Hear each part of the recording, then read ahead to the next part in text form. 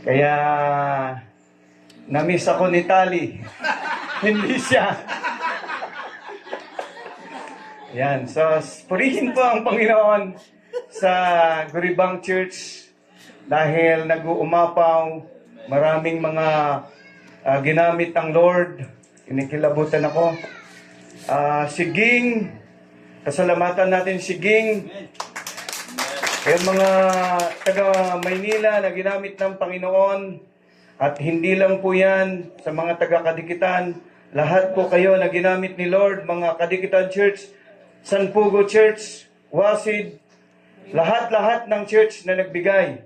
Parisinyol, Pastor Jolly, mga personal nila, lahat ng mga nagbigay ay sa kapurihan po ng Panginoon. Kaya tingnan natin ang ganda ng ating church. Kasing cute ng mga pastor. Yan. Okay. So, ang tagapagsalita po natin ay kunin ko yung you. Unlimited. Siya po ay kahit tawagin mo, kahit maubusan ng gasolina, maplatan, kanina naplatan na naman. Minonitor ko nung papunta kami ng Bicol, namatayan siya ng motor sa Sea of Clouds. Alas 10 na ng gabi, sinalubong siya.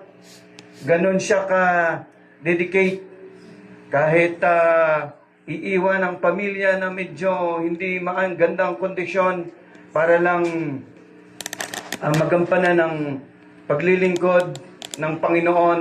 At alam ko po siya, yung kanyang kasigasigan.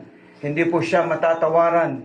Hindi po siya maipagpapalit. Siya po ang pinaka masigasig na pastor. Ayan.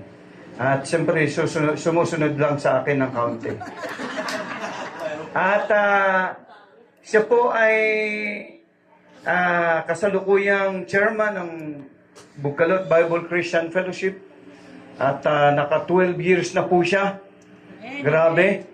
Hindi po basta-basta ang kanyang pinagdaanan. Maraming mga bako, straight, mga ups and down. Pero sa 12 years, ay nandiyan pa rin siya na nakatayo. At sa kanyang vision mission ay sinusuportahan natin. Kaya nireport po namin sa Bicol na nag-50 na po ang ating church sa pamamagitan ng kanyang leadership. Dahil naidagdag po ang 12 na church o house church o tolda pa rin sa Bicol. Kaya mayroon po tayong 12 na ongoing na house church sa Bicol. At i-plus po ninyo yung 38 na church under the leadership of Reverend Jolly. Kaya mga kaibigan, baka sumobra ang aking pakilala. Tawagin na po natin Reverend Jolly Ionat Ompatang. Thank you.